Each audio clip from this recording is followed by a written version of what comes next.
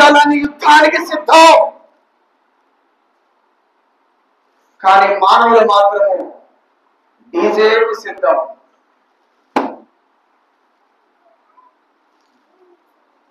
దేశాలన్నీ యుద్ధానికి సిద్ధమవుతున్నాయి, ప్రపంచ యుద్ధానికి ఆయుధాలన్నీ రెడీ చేసుకుంటున్నాయి, సిద్ధపడుతూ ఉన్నాయి.